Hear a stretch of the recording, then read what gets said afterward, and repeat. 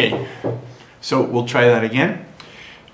This is going to be the class I gave about a week and a half ago during the Jewish holiday of Shavuot, one of the 3 pilgrimages, the time when we commemorate the giving of the Torah. I gave the class twice in the same night, one at 11:30 and one at 3 in the morning. So needless to say, the people at 3 in the morning came along and said, would I mind posting this as a YouTube, because they really didn't quite necessarily get what it was I said. So I'm using my computer here as a prompter. I'm gonna just try to go through the notes. I don't have the canned laughter that I normally, live audience for real laughter that I normally have, so I'm not sure if it'll have the same impact, but it doesn't really matter. This is about content today. The class is called 2 Heads Are Better Than One. You're only going to discover at the very end of this, if you're still awake, as to why that's the class.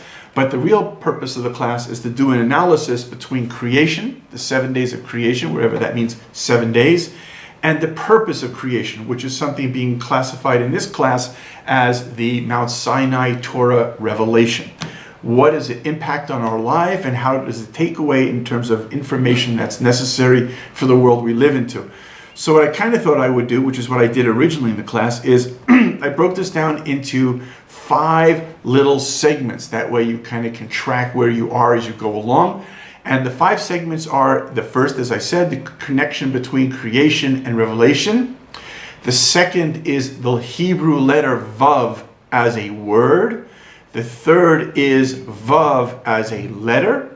And the fourth has nothing to do with Vav, but it's called the wheat of wisdom and the hidden fruits. And the last one is called the Vav of the Torah. So coming to the idea of connection between creation and revelation. The main point here is creation was created with one man. Now, whether that was male, female, doesn't really matter, as one unit. Talking Kabbalistically, maybe man and woman created back to back. All those things we're leaving aside. The bottom line is, let's call it a single individual titled Adam. And Adam lived in a world which had been created through 10 utterances. As the Mishnah in Pirkei Avot points out, what God couldn't create the world in 1, why did he have to create in 10? In order to reward those that unveil the mysteries and live within the depths of creation connected to God, in order to also rectify the evil people who destroy this world, which is so rich and so beautiful. But the bottom line is, it was created with this direct communication from God via the vehicle of speech. And through that speech, whatever that means metaphorically, this world is manifest and there is man. Conversely, the revelation happened not through utterances, but happened through commandments. And the 10 commandments, as opposed to the 10 utterances, were not given to an individual, but rather were given to a nation. However, this nation at that moment was actually described as Ki'ish echad belev echad, which means as one man with one heart. So ironically, there's this contrast between one man, meaning Adam, and one nation, meaning the Jewish nation that stood at Mount Sinai, but yet are referred to as also one man. So there's some sort of not only correlation, but a rectification, something where the individual of Adam failed in the Garden of Eden experience would now be afforded the opportunity, not as an individual, but as a society, as an individual, as one person.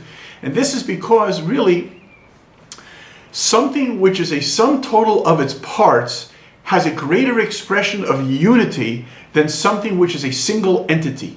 So Adam as a single entity was an individual, was a loner, which we'll get to much later in the class. Whereas the nation, which is comprised of individuals or of parts, which was able to come together as one, that expresses real unity. So what happened was, at the moment of creation when it began, the spiritual was vivid and the physical was clairvoyant, meaning that people were able to connect to God just by understanding the reality of what it was that God created. We see this with many of the people whose names are mentioned early in the Bible, highlighted by Noah, and even more so by Abraham. Our sages tell us that Abraham was able to discern the will of God to the point where he even observed the rabbinical decree of making the eruv, which is a term for a concept in Jewish law applicable to the Shabbat of, again, interestingly enough, unifying domains. But the idea is, it's not that Abraham had the intellectual prowess to be able, or prophetic ability, look into the future and understand what it was that the rabbis would think of when they come up with this idea of the Eruv, which was really in the days of King Solomon.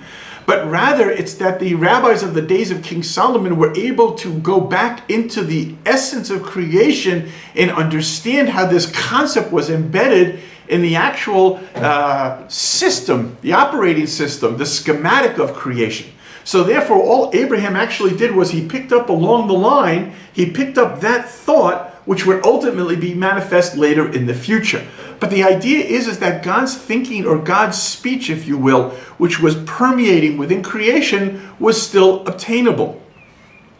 By the time it comes to the revelation at Mount Sinai, the cholesterol had filled up so deeply within the human experience through man opting through his free will to turn the world upside down, that in fact it was impossible to receive the 10 Commandments had there not been a precedent of the 10 plagues which had happened earlier in Egypt.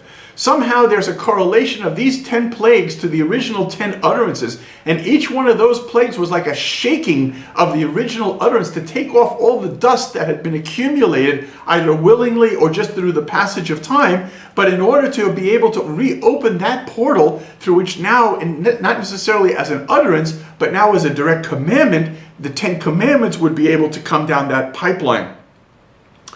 So the question really becomes, where do we find the first link between this revelation, which somehow is a rectification of the original creation? So Rashi is our kickoff point here. Rashi quotes in the Torah. He brings a quote from the Talmud in the name of the famous Amora of Reish Lakish. And he says there that Reish Lakish asks the question, why when God is talking about all of the days, and it says the first day, the second day, actually says first day, second day, third day, fourth day, why when it comes to the sixth day, all of a sudden it says the sixth day, ha-shi-shi, the sixth day? What's the purpose of that? So Rashi brings actually two answers. One answer, he says, is because the numerical value of the letter He, which is 5, refers or hints or alludes to the 5 books of Moses. So therefore, just like there would be in the future an acceptance of the 5 books of Moses, that acceptance of the 5 books of Moses, what we call the Torah, would directly correlate to creation, because if the Torah had not been accepted, then the world would be nullified and go back to its chaos. But if the world would accept the Torah in the future, then that would be the cohesive element that would sustain and keep together creation.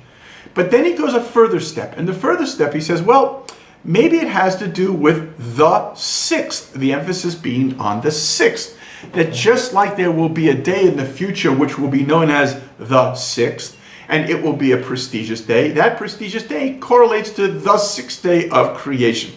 Then what will be the day in the future? The sixth day in the Hebrew month of Sivan, which is our holiday of Shavuot. So that's all nice and fine until we actually start to think about it. Because there's a problem here.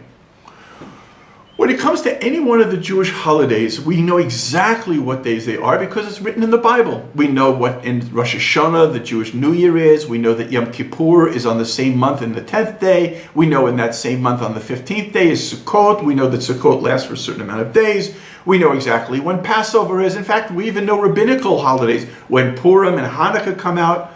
But interestingly enough, the only biblical holiday which is not subscribed to a specific date is Shavuot. It's almost to say that the day Shavuot that actually comes in the calendar is insignificant, because the only real connection we have is that it comes 50 days later from Passover. That the significance of when the holiday will be is rooted in this connection of a 50-day time period from Passover. Not only that, to make it even more complicated, for 1,000+ years when the Jews lived in Israel, yes, we lived in Israel for more than 1,000 years actually, the court would determine when the new moon would be. And because of that, sometimes the new moon could be called a full new moon or a partial new moon, a lacking new moon. And therefore, some months would be 29 days, sometimes they would be 30. And between Passover and the holiday of Shavuot are actually 2 new moons. there's the new moon of the month of Iyar and the month of Sivan. So that could actually mean that sometimes you'd have a double full or a double lack or a 1 and 1. But the bottom line was that the holiday of Shavuot would not necessarily always come out on the 6th of Sivan. Sometimes it could be the 5th. Again, it begs the question that of all the holidays, it's the only one that's not really clearly delineated as a date. And technically, or reality, it never necessarily came out on that date. So what is Rish Lakish talking about? How could he possibly come along and say that the 6th of Sivan, this particular day, is the day upon which all of creation actually stands? I mean, that's really the question that we're looking at now. And I think the answer is that he was not talking about the calendar day. He was talking about the letter Vav. Vav, the 6th letter in the Hebrew alphabet. It's the power of this letter or word, or as we'll see, many applications, Vav, as it applies under the astrological horoscope influences, what we call the Mazal, inside the month of Sivan. If you take the month of Sivan and you insert a letter Vav, this power is the essence of creation. Okay, part 2. Vav as a word. So for you that might not be familiar with Hebrew all that well, we know that the letter Vav actually is also a word. And the place that this word appears is in the building of the tabernacle, which we call the Mishkan, which was the portable temple that was assembled by Betzalel, instructed by Moshe, operated by his brother Aaron, and it existed for many, many years. First of all, the 40 years or 38 years in the desert, and then for hundreds of years later inside the land of Israel. But this Mishkan had many components, and one of the components or parts was called the Vav. And the Vav means a hook. And the hook, as the Gemara in Shabbos says, there were 50 of these hooks, which immediately catches our eye because of this idea of the 50 days from Passover to Shavuot. There were 50 of these hooks. And the Talmud, which is normally not a poetic, like a midrash type of a language source, it's kind of more dry or cut to the point, suddenly when it's describing the Vav as it appeared in the Mishkan, it says that the Vav, which was gold, appeared behind a beautiful piece of blue velvet. And it created this effect of looking like stars in the sky. Now, before we get to stars in the sky, we have to understand something about the tabernacle itself. The tabernacle was considered a mini creation. And this is why that when the building of the tabernacle, there were 39 forms of work that were utilized to build them. Maybe in today's language, we would call them algorithms. These 39 algorithms, we believe, according to our tradition, were the same 39 algorithms that God used in creating the world. So all of a sudden, the Mishkan became a mini creation of creation itself. And creation itself, as we know from the classical text, was the creation of heaven and earth. And we know, so therefore, in the Mishkan, there has to be this reflection of this idea of heaven and earth as well. So when we see this relationship of heaven and earth in the Mishkan, it's interesting that one of the terminologies which is used are the idea of the golden hooks looking like stars in the sky. Now, if we think about that term, it immediately brings us to God talking to Abraham. And God says to him, your children will be like the stars in the sky. Now, what does it mean to be a star in the sky? So what it really would mean is that through a living example of who we are, if we live in a really proper, balanced spiritual and physical life as we were created, i.e. in the image of God, then we would actually become a manifestation of heaven on earth through our example. So when a person looks to the stars, they see the sky. When a person looks to the Jewish nation, the way the Jewish nation is supposed to be behaving, they should see the sky. They should see heaven. They should see and remember God. That is the function of what the Jew is supposed to do. His job, her job, as the Vilna Gaon says, is to attach the heaven to the earth. We are to be a nation of holy zippers. And every time we do the will of God and make ourselves into the needle and the thread, we are bringing the heaven together in the earth. And every time, God forbid, we don't do that, we are detaching holiness from this world. And that becomes our free will. And that becomes these 50 days of the process of going from Passover to Shavuot is where each one of us begins on our lowest level. We go back and we search within ourselves and find all of those aspects of our lives that we prefer maybe not even to remember, but instead we confront them and we heal them. This is the idea of Egypt. Egypt is Mitzarim, or Mitzrayim in Hebrew, which means from the world of Tsar, of being bound up. We are able to break out of the world of Egypt and be able to go through a process of first identifying our downfall or our lowliness as having been slaves, in which case we should have all of our lives a feeling for all of humanity, be it women's slavery, be it child slavery, be it anywhere in the world, there should be no slavery, and we who were once slaves should always remember this and reach out to stop that. At the same time, we also have to remember that our great-great-grandfathers were idolaters. People are completely unaware of God. So when we realize that we've come from the furthest parts away from being a free soul as idolaters, or even a free person as a slave, we then rise to the highest level where we can transcend the physical world and receive the infinite Torah on Sinai. But we have to go through this process of evaluating each one of the aspects of our lives during those 50 days. And this is why we go from a nation which had been at one point on the 49th level of impurity to reaching to the 49th level of purity, which is the day before we then receive the Torah itself. When we are moving along this path, the healing process of dealing with our negativity and transforming it into our positivity is actually hinted at in a very interesting Gemara. Believe it or not, the Talmud in Shabbat tells us that, like India, we also have our own Ganges river, except our river is called Demosis, which probably comes from the Greek word demosis, which means it's Greek to me. But Demosis is a river that flows in Israel, and it's called the healing river. And the Talmud says that the best time to be healed in this river is between Passover and Shavuot. Maybe there is, or maybe there was, a physical river of this nature, but certainly what it's telling us is that the heavens open up a spiritual river that floods down into our neshamas, into our souls, and allows us that special power that no matter where we've gone from idolatry or slavery, to be able to heal everything and to elevate it up. The Vilna Gaon points this out by mentioning that the whole purpose in life is to rectify our personalities and to correct our character traits. In fact, this is really called banging ourselves on the head, that by going and really not accepting excuses and really looking ourselves in the mirror, unlike Don Quixote, who never wanted to see himself in the mirror, we should run to the mirror and really get a cold and honest appreciation as to who we are.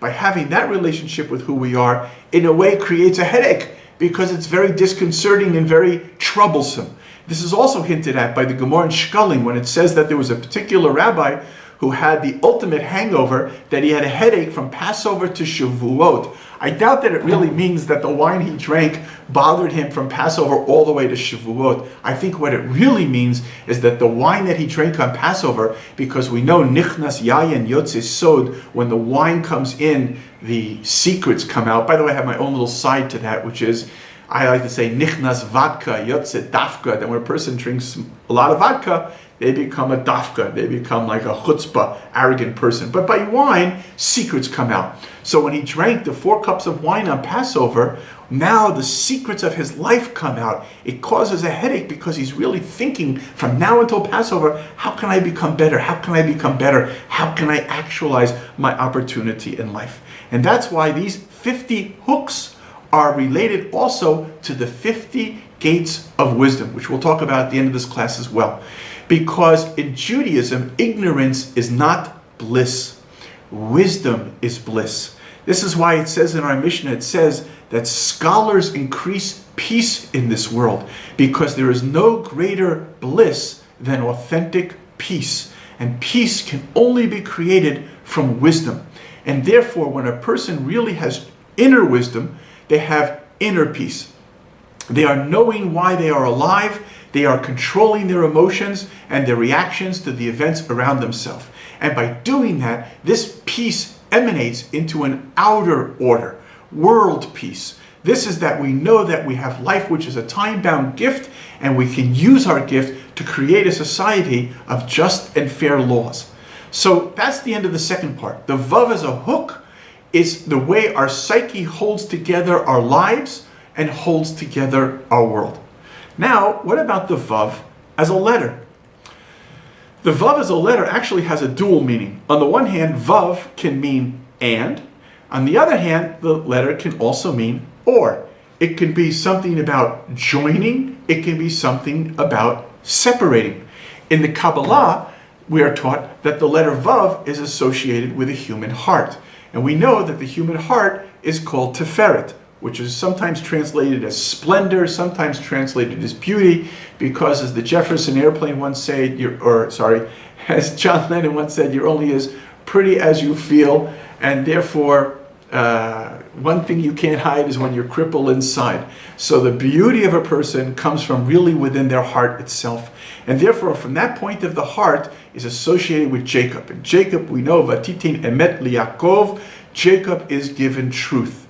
So therefore, there's an association of the letter Vav being a connector between God and the individual. That Vav connecting God directly to their heart is built on a platform called truth. As the Talmud tells us that the seal which God uses is the word truth. And we know that this is also taught to us, actually, I sort of brought this as a little audio visual, in the famous prayer of Ashrei, which goes through all of the Hebrew letters. In that prayer, every sentence has in it the letter Vav, because the letter Vav in every one of those sentences means true. This is true and that is true. The only time that the letter Vav does not appear is in the one sentence which has the word emet, which means truth. So since the verse had the word truth, there was no necessity for the letter Vav. But otherwise, the letter Vav stands in place as the same synonym as the word truth. Also in Kabbalah, the Vav is equated with the human body. We talk about man being created in the image of God. So one of the metaphors is that the numerical value of one of the primary names of God is 26. So we talk about the head as the first letter, which is the letter Yud, which is the numerical value of 10. We then have another 10, which are the 5 and the 5 of the two hands. These are the double letter He, which appear in God's name. And then you have the body itself, which is the Vav, like the trunk of a tree. And that Vav, together with the head and the hands, these create metaphorically the name of God, and thus the image of God. But the idea really becomes is that the wisdom which sits in the head, it can understand ideas in the higher world. But to be able to be somebody who knows how to bring ideas from the higher world into the practical world, which is a world of duality that we live in, symbolized by the letter Bet from Bereshit, which means two, we have to know two or both sides of every issue. So therefore, an idea starts in its pure form, but then we have to break the 10 into 5 and 5 to know how to bring this idea into the physical world by knowing the importance of both sides. And by being able to do that means the body's job is like the tzinor, it's the pipe through which the wisdom flows down from the higher world into this world. So therefore, this idea of the body becomes the Vav. And the Vav, therefore, in a way, becomes our whole idea of free will. Because the Vav now, meaning our body, is performing an action. What kind of action am I doing? Am I bringing the world together? Am I pulling it apart? Is it a Vav of an and, or is it a Vav of an or? Now, the truth is that on this level of free will only exists on the level of potential energy. When I'm thinking, I'm on the highway, I'm thinking, should I make a right turn up there? I have three options: yes, no, and maybe. Because it's all in the level of potential. But in the level of kinetic energy, I only have what I do. I either did or I didn't. First of all, there's no maybe. I didn't maybe turn. I either turned or I didn't. But then there's no or. It's I turned or I didn't turn. There's no free will in the level of action. Free will is the step before that level of action.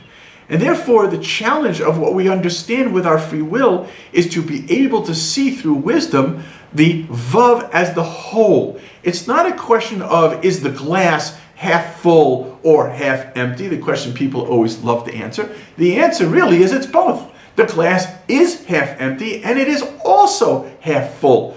The part which is half full is telling us our resources. It's telling us our bandwidth. It's telling us what we've actually done. When we look back in our world of kinetic energy, what did I do yesterday? Not what did I want to do, not what did I wish I did. What did I do? What is my reality? And the half glass, which is not full, that is my potential energy. That is, what's my market cap? What can I actually be able to bring into the world? So therefore, really what we're doing is we're processing what we've done, and we're understanding, learning from that. As Harry S. Truman once said, the only thing we don't know about the future is what we forgot to learn from the past. That applies to us as individuals. As I go through that 50-day period from Passover to Shavuot, and I unveil all of my history and my life, and I understand what it is that I've done, I am now able to use that information as I process what should I do as I go forward. Because a person should never be a slave to their past. A person within the blink of an eye can free themselves from their past, and by doing so you can claim your future. But what your future will be what you've learned from your past.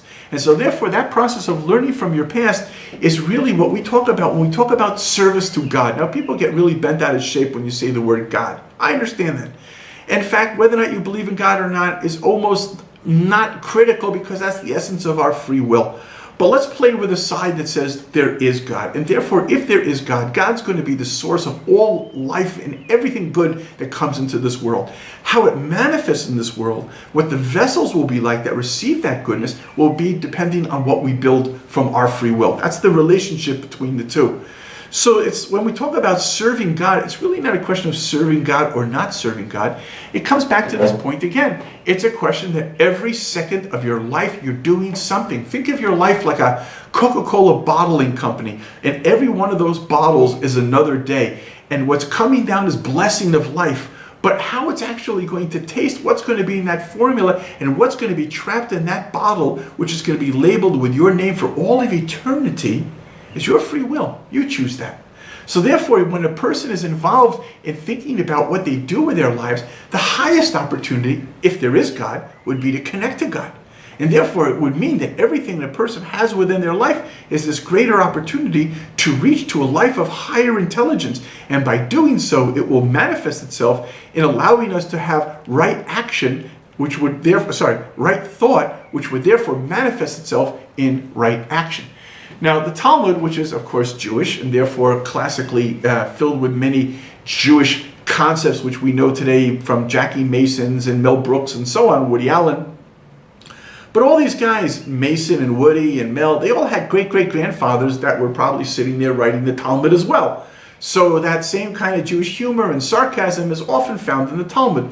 Except the difference might be that by the Talmudic sages, when they make a comment, it goes very, very deep, if you wish to dig below the surface. So I'll give you an example because I think it ties in here beautifully. The Gemara Chulin says that when somebody's learning something and they say over something that doesn't really sound right, what we call in yeshivish language like a krum pshat, then the expression they say is, it's like drawing a vav on the trunk of a tree. Now, where does that come from? Well, it ties in very nicely. The trunk of the tree, this is the body. The vav, this is the tzinor, this is the pipe, which is bringing this wisdom into the world. When you write a letter vav on a trunk of a tree, it's going to become it's called, the actual term, translated into English from the Aramaic is, it's as cracked as a vav written on the trunk of the tree, because the vav doesn't move smoothly because of the nature of the bark. So therefore, what it's kind of telling us is that the person's actions are not going to really be coming in the world the way they should be coming, because there was something wrong with the thinking process. The cracked vav represents that idea that the flow is not really coming down in a proper way. So to conclude this section, the vav as a letter, really, I like to think of it as, maybe you might say, a exclamation mark. Something which is definitive, something which is not a cracked vav on the trunk of a tree, but something which is a straight line that is truth going from God directly to the human heart, bringing heaven and earth together. And I think of it as an exclamation mark because it's a statement. Unfortunately, when you punch an exclamation mark in the stomach, it becomes a question mark. It's got that little oof in it. And therefore, as that little oof, that creates doubt. That's why the Jewish people's arch enemy is Amalek, which is the numerical value of doubt. Because their whole job in the world is not to provide something of substance or substantial alternative to how to really build a fair and just society. All their job is to just throw those little doubts to make everything that God is bringing into this world look questionable. And as a result of it, the flow of blessing which is coming down is not really being correctly received in our vessels and denying us what we have in our lives. Fourth section. Wheat as wisdom and the hidden fruits. The Vilna Gaon tells us a very interesting thing. He points out, although there are many opinions as to what actually was the fruit in the Garden of Eden, and I am sorry to say that nobody suggests it was an apple, but of all of the possibilities, the Vilna Gaon says that it was wheat. Not wheat like we know it today, but in the original creation of the Garden of Eden, wheat was actually a tree, and the grain was its fruit. Let's just leave that for your own visuals for now. But the point is that wheat was the tree of knowledge. So there's an equation right away between wheat and knowledge. And Shavuot is the time, the holiday of Shavuot, which is what we're talking about, where we elevate wheat. Because from Passover during these 50 days is called the counting of the Omer. The counting of the Omer was barley. Barley is often associated as animal food. And the reason that we use this association of animal food, because an animal, which we are part animal, as the Talmud tells us, we're part angel and part animal. So as that part of us, which is the animal, that's the part that represents action, deed. The part of us which is the angel represents soul, vision, spirit. But when we're reviewing our lives, we're reviewing our actions. What did we do? Not what would we like to do, what have we done? So therefore we equate it to the barley. But now that we've looked over all of that, what we have done and how have we acted, because animals are good things too. Animals not a negative thing, just a question of how the animal responds. But it's not bad. So the question is, the part of us which is an animal is not bad. It's just a question of how can it be utilized in the service of the soul. So when we finally understand all of the elements of what we have done, and now we come to the level of Shavuot, now suddenly it goes from the barley to wheat. And it's not merely that it's wheat. Let's first quote here the Gemara in Rosh Hashanah. The Gemara says that on Passover, grain is judged. On Shavuot, the fruits are judged. And on Sukkot, water is judged. Now, hold off for 1 minute on the idea of wheat, although we did say that it was the tree of knowledge. And let's go for a minute to the concept of the fruit. Because these were really the two events that happened on Shavuot. There were the 2 loaves of bread made from wheat that were brought on Shavuot. And there was also the first fruits that the farmers from all around the country on their pilgrimage to Jerusalem would bring as well. But these two things tie in very beautifully in a symbolic way. So first let's analyze the idea of fruit. Fruit, in the metaphor we've been using, is the fruit of our actions. Those things which we have done, there was an expression we used to use, you make the bed you sleep in. So that which we have in our lives are the result of the actions which we have actually used. So fruit represents the action, and the wheat represents the wisdom behind the action. The Talmud in Menachos tells us, however, that the waving of the wave offerings, there were certain services that were performed in the temple throughout the year where the priest would take the particular offering and he would have to do a waving in different directions. And the Talmud says that this kind of a waving, since Jerusalem is the center of the world, then from the epicenter, by making this waving in the 6 different directions of the world, 6 remember which is Vav, it would therefore create a concentric circle permeating from the epicenter and ultimately, hopefully, covering the entire world with blessing. It would affect the winds of the world. And by doing that, it would affect the agricultural activity, which therefore would affect all of the commerce, which would affect all of the fruit and food that would be grown. But of all of the wavings, which were always done the same, the 2 breads brought on Shavuot were done differently than all others. Now, why was there a mystical difference in terms of the waving of the bread? Well, the real reason here is because when Rish Lakish says that the world depends on the 6th day of Sivan, what he's really talking about is it depends on how we use our intelligence in this world. This is one of the reasons maybe why it's two lobes. It represents the right brain and the left brain, but together as one brain. By understanding how we choose that wisdom to work in this world meaning through the Vav, that is our free will. When our free will chooses to accept wisdom, then it brings blessing into the world. And if not, then the world becomes or as opposed to and that's where the world starts to fall apart.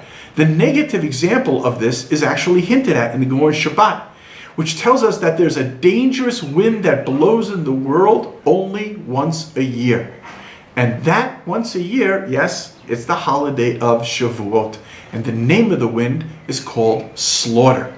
So there's the negative side of rejecting wisdom, which ultimately results in destruction.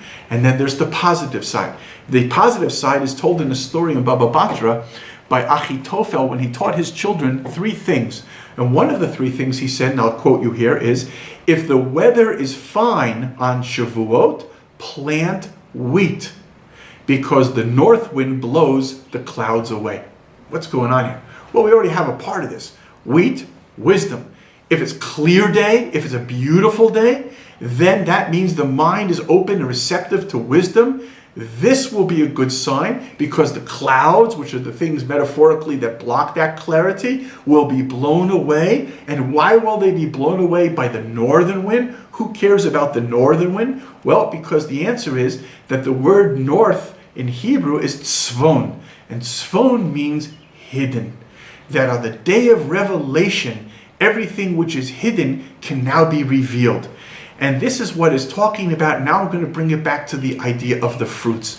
The fruits are also on Shavuot because the fruits in a certain way, they are revealing what we've done and at the same time it's hidden. This is hinted at in the Mishnah in Peyot, which says, these are the things which a person eats in this world, the fruits that he eats in this world, but their essence is maintained for the world to come. Meaning that a person, when they're involved in holiness and doing good things in this world, they need some reason to know they're on the right track. So there will be fruits in this world that we will be able to eat.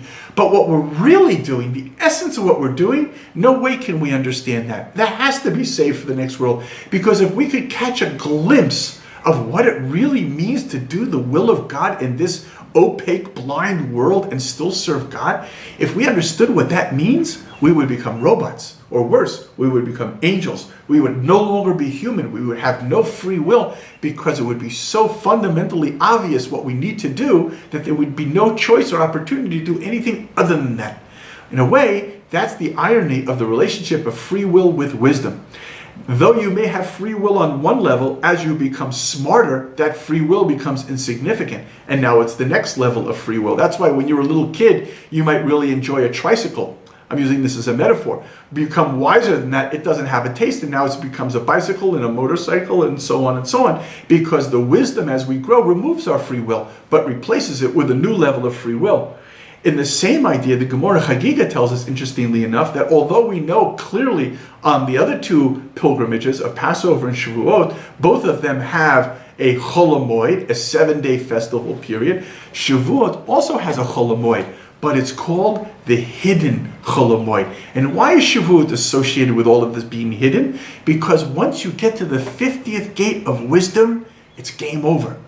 All free will is removed. Messiah is here. The third temple is here. The dead have even come back to life. It's no longer free will. It's just revelation. So prior to that level, those things which work on that level are all going to come from the realm of that which is hidden. Okay, now we're going to conclude it with the idea of the fifth section called the Vav of the Torah.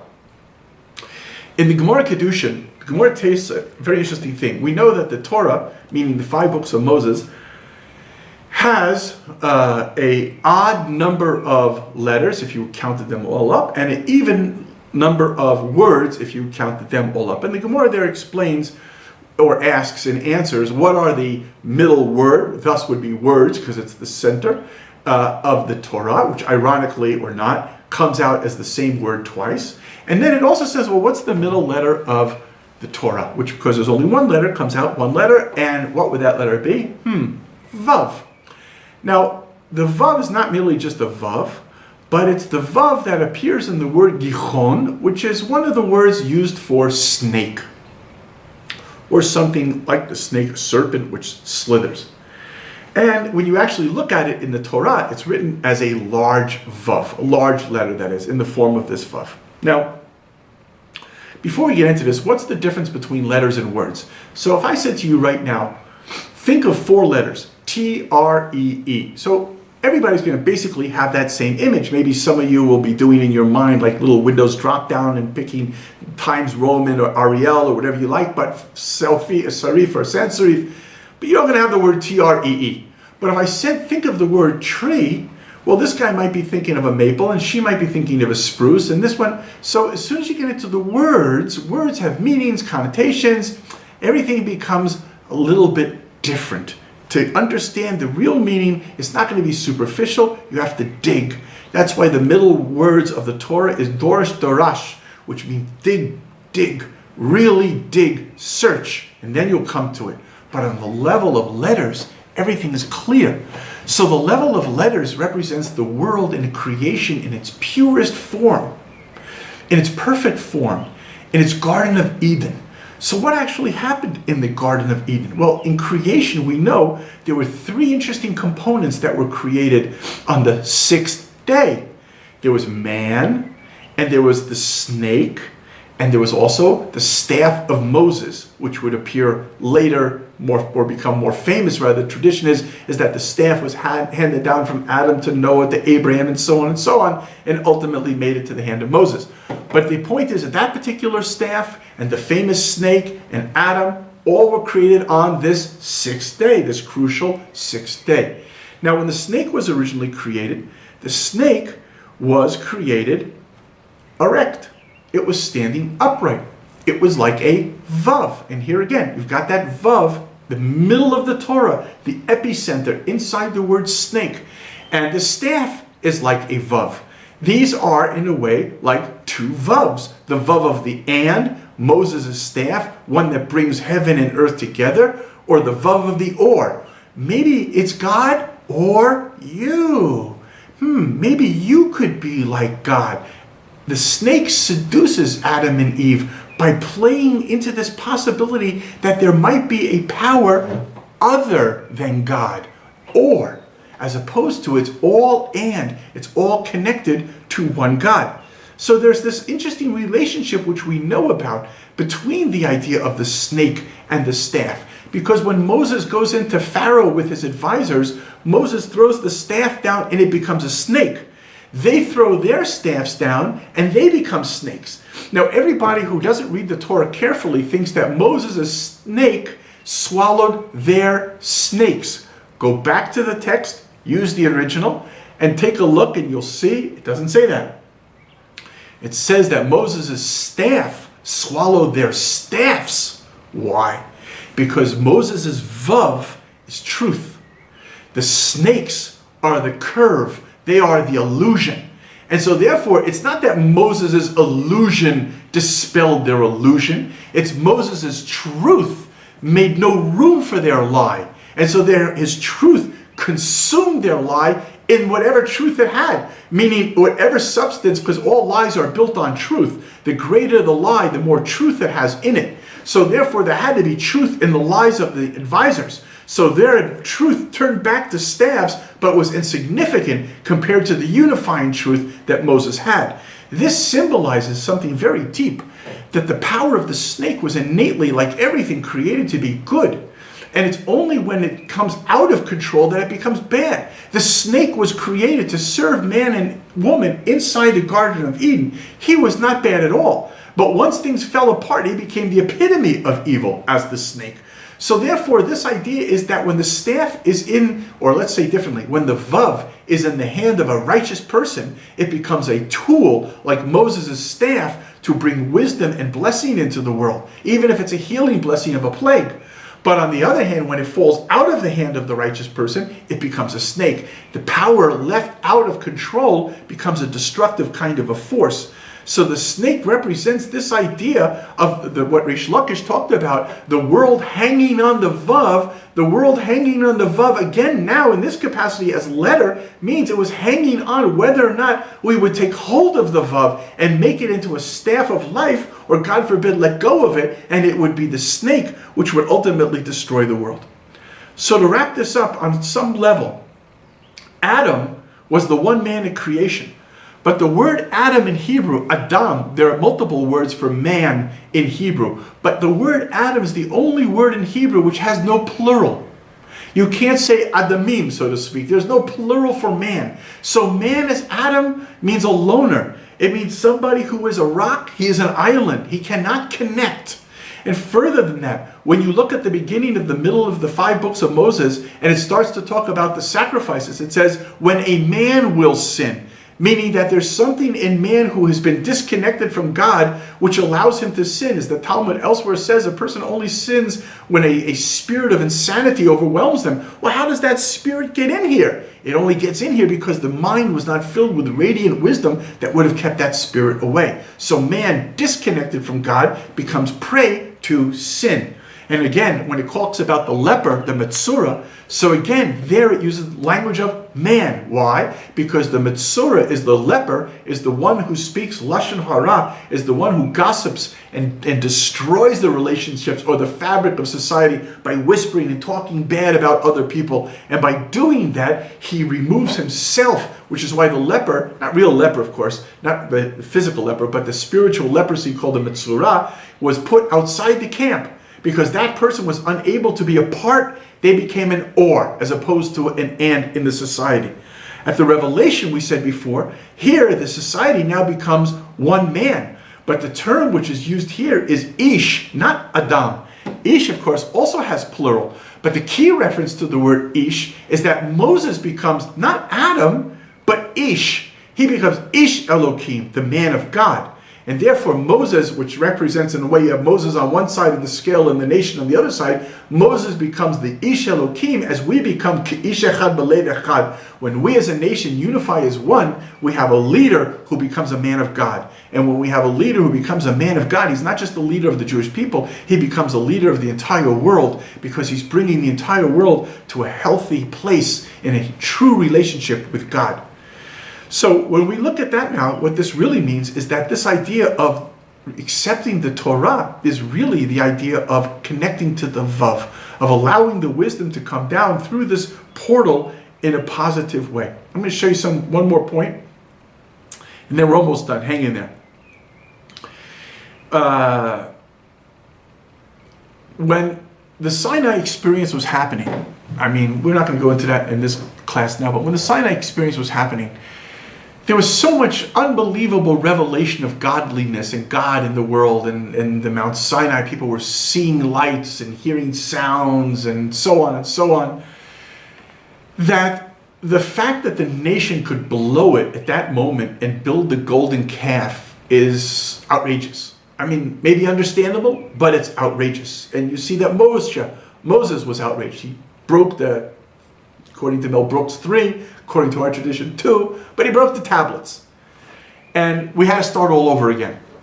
And in that moment, when God is in such apparent, visible relationship, that we would build an idol, we would succumb to the number 2 of the 10 commandments, have no other God before me. In fact, the first and the second, have God and have no other, are not 2 commandments. They're not this or that. It's and. If you have God, you have no idol. If you have an idol, it means you don't really have God.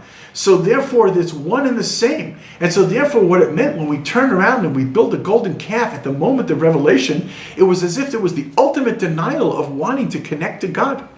And yet we are told in the Gemara in Sanhedrin that the Jewish nation at that moment was actually saved by the letter Vav.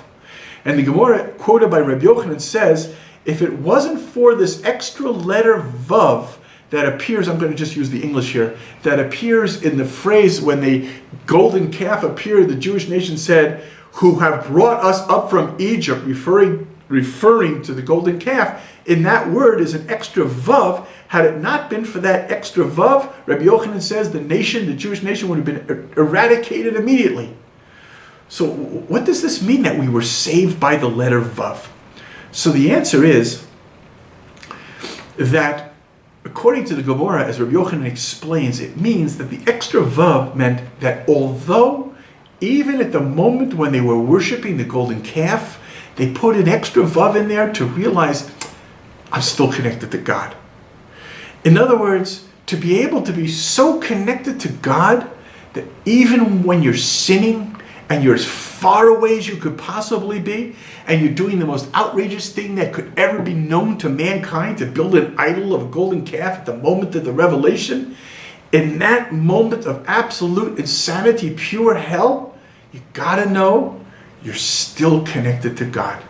And if you could find that little space in the darkest part of your life and the worst events that could possibly occur, and you can know that there's still that link to truth, then you will have that ability, no matter where you are in your life, to be able to crawl out of that hole and come into the world that was created for you.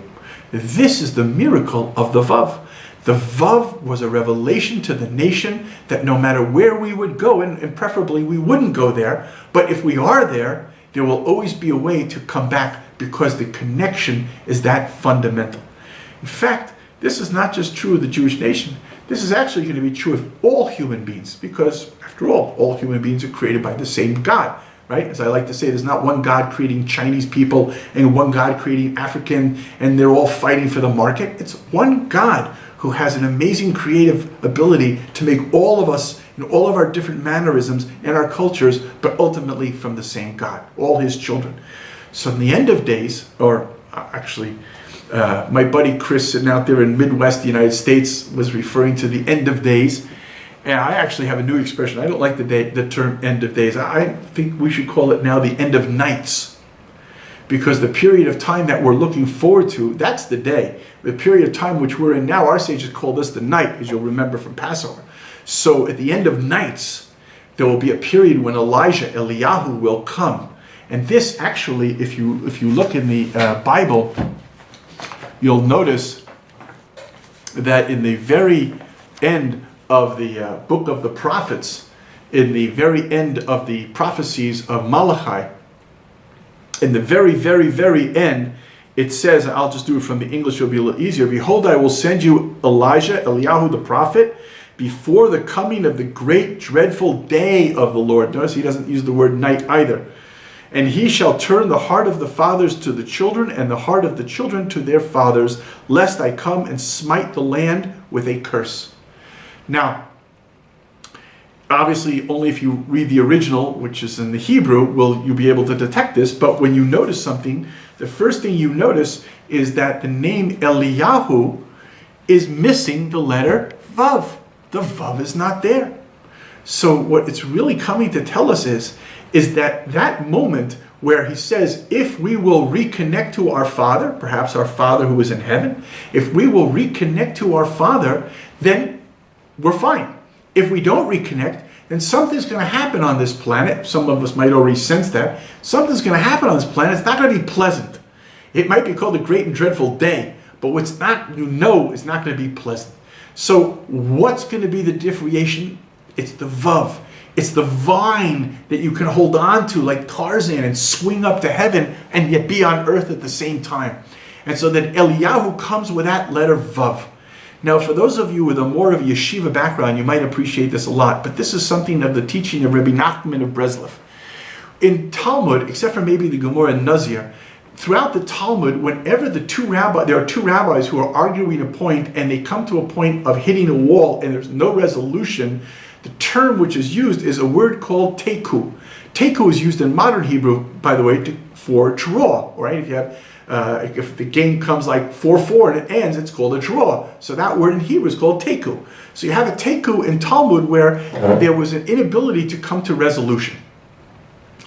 Our sages say that the word teku is actually an acronym which loosely translates into English, which is that when Elijah will come, he will resolve all of these problems. Now, why Elijah? I mean, if you want somebody, first of all, if you have these brilliant rabbis and they couldn't resolve it, why do you think Elijah would be able to? I mean, Elijah wasn't known, of course, Elijah was Elijah, but If you have a question in the Torah, you don't go to Elijah, you go to Moses. So Moses comes back from the dead. Let Moses answer all the questions. Why is Elijah the key here?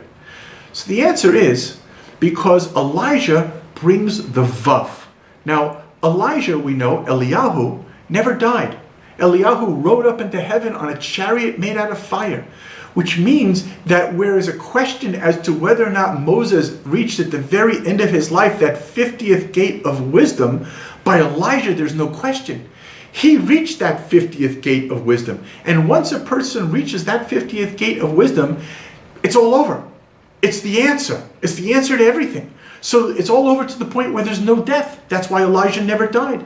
That's why Elijah brings Mashiach, who resurrects all of the dead. All of the dead come back because it's game over. It's like everybody comes out of the locker room again. And so therefore Elijah has the ability to bring the nation to the 50th gate of wisdom. What happened to these two rabbis that they came to Teku?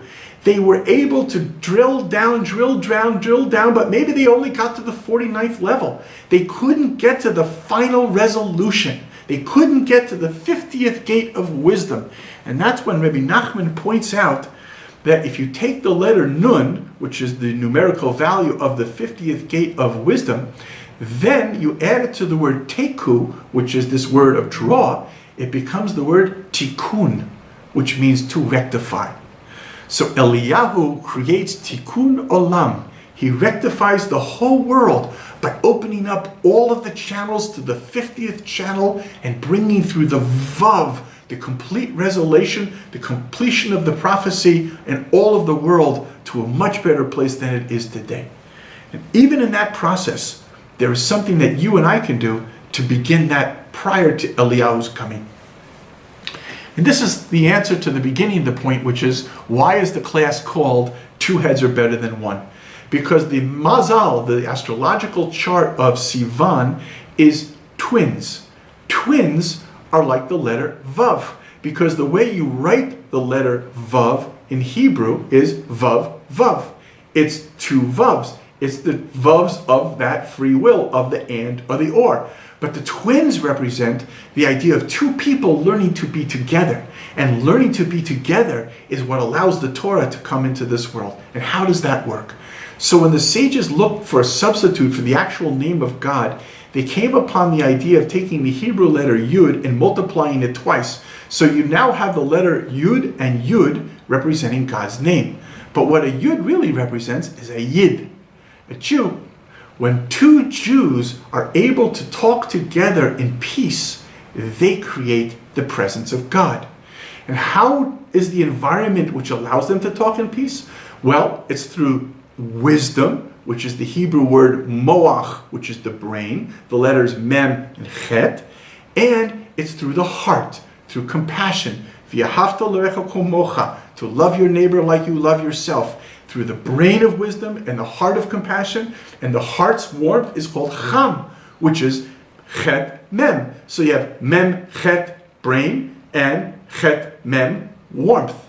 So you take these two letters of the brain and of the warmth, and you put the two yidden inside of it, it spells the Hebrew word chayim, which is life. And that's why when the Torah, which was given on Sinai, was finally put in its heart, finally put into its place, which was the ark, as the Malbim points out, that the two luchut, the two tablets, are like the two ventricles of the heart. So the Torah is like the heart of a man, and when it went inside its casing, it had sitting on top of it the two cherubim, the two angels, the two human-like figures facing each other. Because when these two humans were able to talk to each other, then the wisdom of God's Torah, which sat in the luchot, would come up, and the voice would come from between these two angels.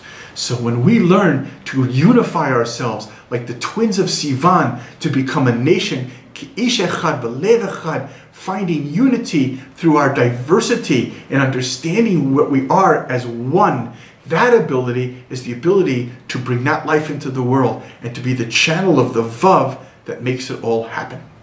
Okay, I hope that helped. Thank you very much. I'm going to go turn it off now.